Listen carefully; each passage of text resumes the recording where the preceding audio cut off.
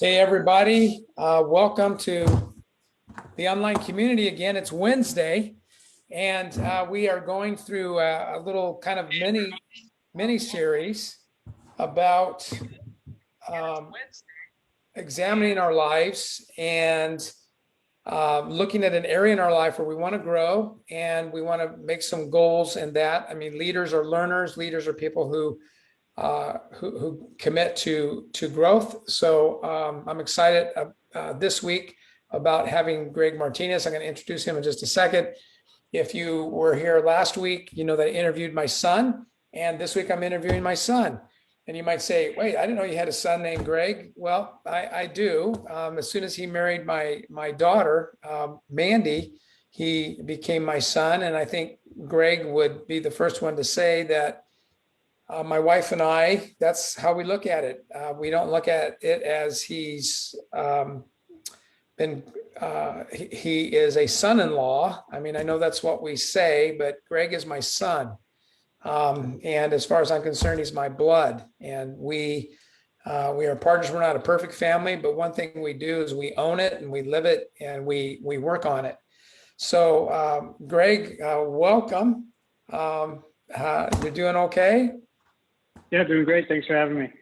Okay, so I just want to first of all congratulate you. I'm going to give a little bit of a background, and you and Mandy have been married for how long? Coming up on 10 years in November. That's crazy. I was so sick that day. It was Veterans Day. I was so sick that day, physically sick. One of the worst little battles I have been in physically in a long, long time. And you made a career change. You may talk about that in a little bit, so I'm not going to go over all the details, but you made a pretty significant career change, took a risk, and it has paid off already. And you just landed a new job in cybersecurity as a data security analyst. So congratulations on that. So Greg, why don't you just kick us off? We only have about 10 minutes. Whatever you want to say, however you want to say hello to the Lead Today community. And tell us an area that you have identified in your life that you want to grow and maybe what your plan is to see that come about. Yeah. Okay. So I guess that question is a big question. And I've been on this journey, and I would say I'm continuing it for the last couple of years. I began around 2018 when I've been teaching for about 8 years as a special education teacher, and felt like I was at a point in life where there really wasn't room for growth anymore, either financially, spiritually, on the career side, either. So when you get into teaching, it's almost like this bubble where when you step outside of it, you realize that there's more opportunity that can be had, other than going into administration or some kind of other role in teaching. And so I started to see that, and I knew that with the change in my family, I was having a third child. And so I knew that being able to provide was really important for me as a man, as a husband, as a father. So I just kind of started asking questions. What can I do outside of teaching? How can I get into a career field that's going to allow for growth in all of those areas that I was looking for? And so luckily, I'm blessed to be in this family. And so I reached out to Jimmy, my brother, and, started asking questions. Hey, what do you do? How can I get into what you're doing? Because I saw the life that he was leading. And it was something that I was striving to do as well. And so there was a couple options. It was one, go back to school and incur some more debt, which is something that I'm learning that is just an awful thing. And I think everybody knows that. But it's really hard to stay out of it because they offer so much opportunity, but hey, we're gonna go into debt with it as well. And so that was something I wanted to avoid. So it was a kind of a no thanks in that area. The other option was go into some kind of entry level in the cyber world, whether it's Geek Squad at Best Buy or something like that, and work your way up from there. But at a later age, it was something that I knew that was going to take time, and it wasn't in line with the goals that I had with, being at a good, steady income and a growing career at the age of 40. So that was a goal that I had set.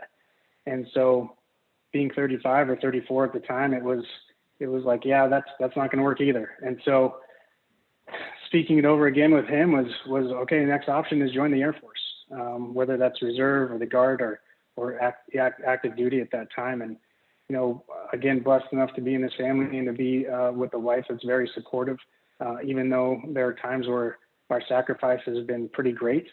That was the route that we chose. And so it took a little bit of time to enlist.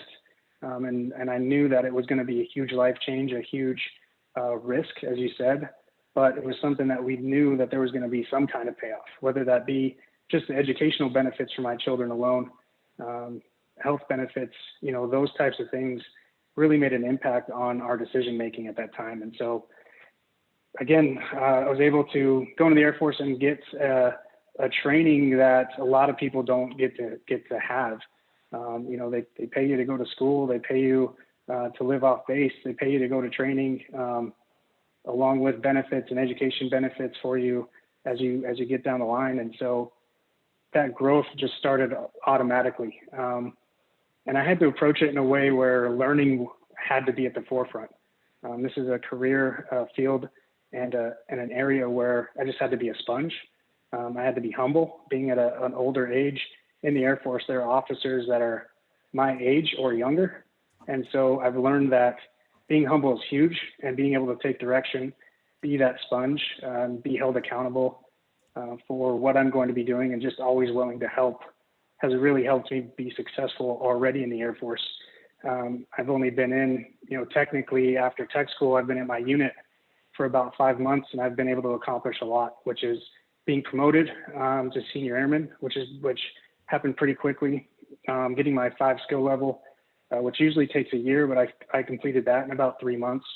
And so being able to just be that sponge and constantly learn has really helped me be successful, and the humbleness as well. It's always something that I kind of pride myself on, as being a hard worker and a fast learner. And so that's something that's really helped propel my career, and a goal that I want to continue to have is continue to learn and progress in that way.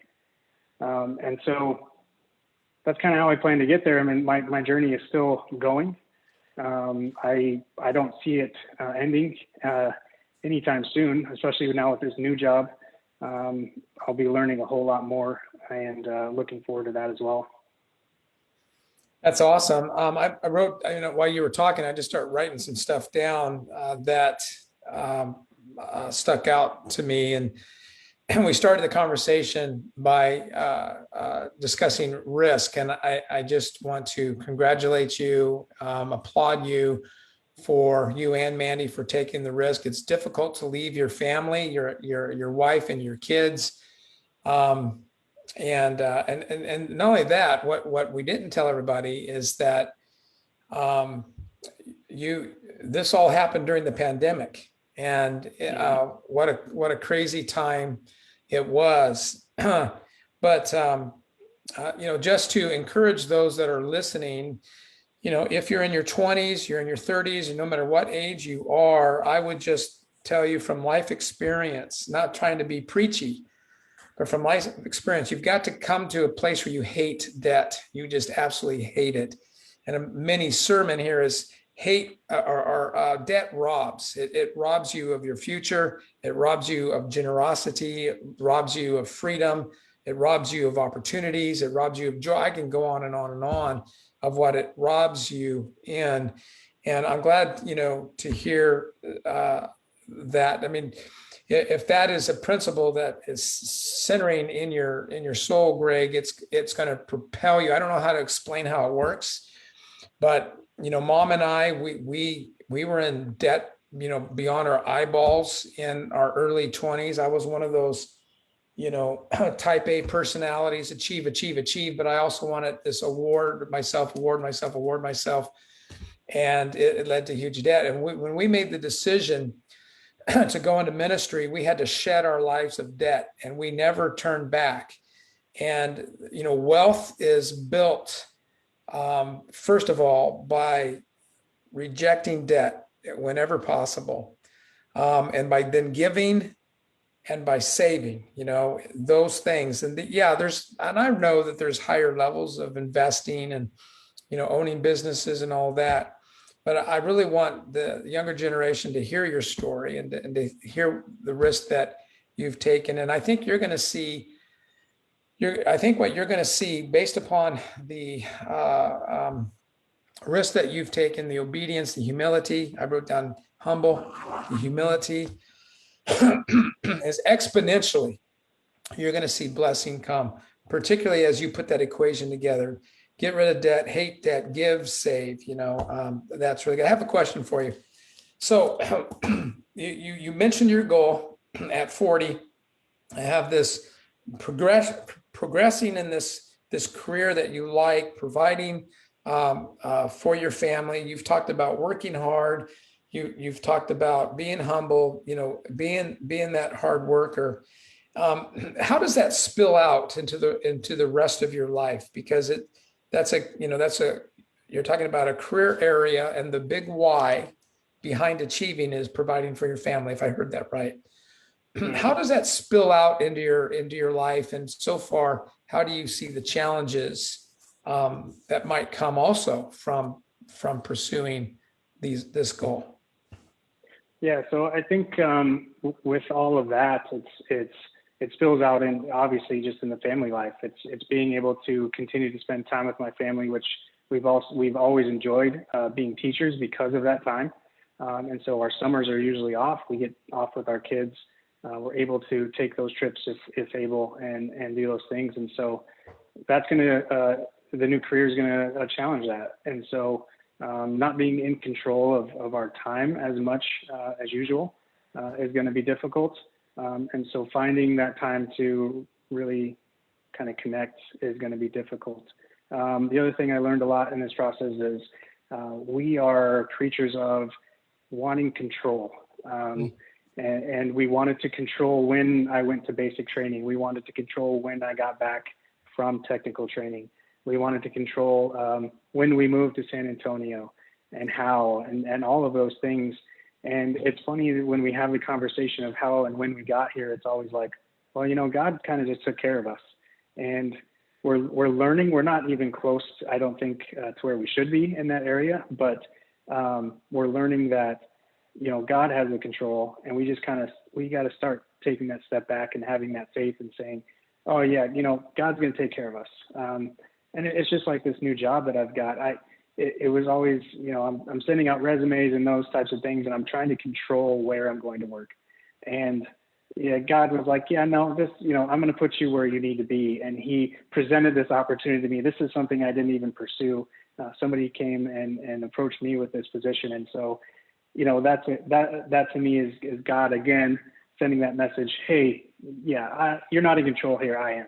And so we're learning that it's been a tough lesson for us, but we're getting there, I think. And so, but back to your question, I wanted to make sure I mentioned that because it was a huge part of this process, and it's been a huge part of our marriage for the last 10 years. But yeah, it's going to spill out into everywhere we go, because there are times where we're going to have to sacrifice certain things, time together as a family, being one of them, whether we take a trip, any financial decisions that we make. But I think that it's going to, obviously be in a positive way, as long as we learn not to over control the situation. That's good, Greg. Really good. I didn't prepare you for this, but I just sense that this short interview is going to be encouraging for people who are going through a time in their life where they're trying to decide, is this the time that I make a move? Is this the time I step out? Is this the time that I say, this isn't good enough? This isn't, it's funny, as Christians, we're supposed to be content. But I also believe there's a thing called holy discontent, where we know that just something's not right, and we got to make a move. So this question is going to come out of left field, and be careful how you answer it. Be as honest as you can, but at the same time, you got to apply some wisdom to it. So you did a lot personally to get where you're at right now in a short period of time. And your wife, Mandy, my daughter, would have a story to tell as well as to her contribution and how she, got here. As a married, as a still, yeah, you're coming on a decade. That's a big deal. When Jim told me that they were looking at 15 years, I was going, my gosh. So that really does make me old. That's why this thing looks like it does. Right. But as a married couple, share with me one strength as a married couple that has helped you get whatever you've had to get through to here, and share with me one thing from your perspective, at least, that you think as a married couple you could grow in. And then I'll let you off the hook. Oof. Okay. Yeah, so I think one strength that we have, this may sound, I'm starting to think of your words of wisdom as how to structure this the right way. I think the strength that we have as a married couple is we're able to communicate effectively when it matters most. I think we're also able to be strong and independent when it matters most. And so when we made this decision together, was Mandy, I don't think Mandy was 100% on board. I think she trusted me enough and trusted her family enough to say, okay, let's continue this journey. Especially, after telling her, hey, I'm going to be gone for 6 months. Oh, and by the way, the day, which is today, actually, my anniversary of leaving for basic training, is also the anniversary of the COVID pandemic starting, and my wife having to be alone for 6 months with 3 children and a dog. And so, blessed, a big dog. And so again, very blessed to have an amazing, strong wife that was able to be strong when she needed to be, and make the decisions, and know that I trusted her to make those decisions with the family when I was gone. And so I think though that part in our marriage is strong. And then the second part of your question was, where can we grow? Was that your question, Dad? Yeah. Mm-hmm. Yeah. Okay.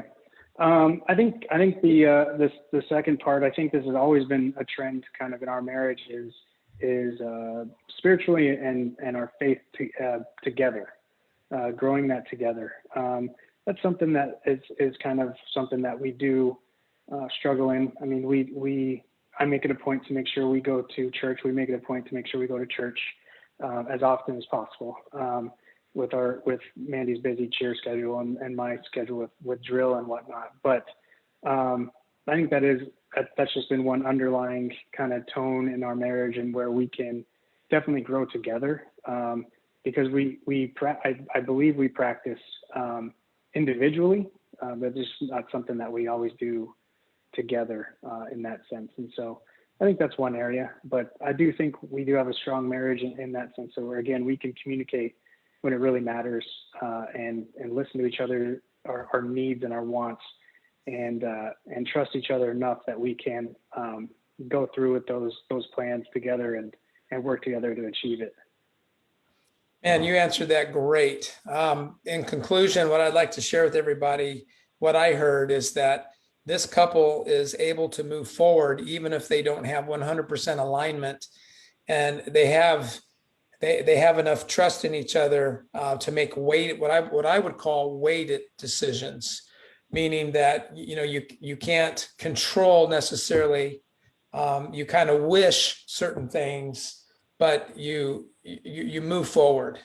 And both of you are pretty accomplished young. You're not young, I guess, anymore in the sense of the world population, but you're both very accomplished already in your lives, and you both have there's all kinds of awards and accolades that you have both earned in your respective areas of concentration.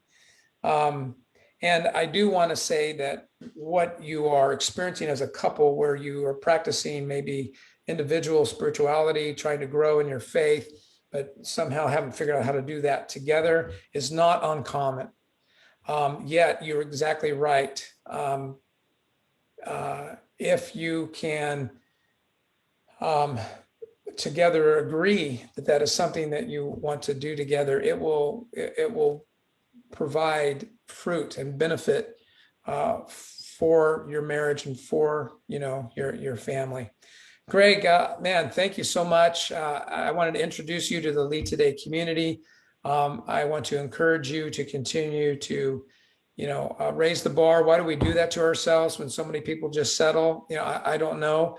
And I know that the Piper Martinez clan is a stubborn group.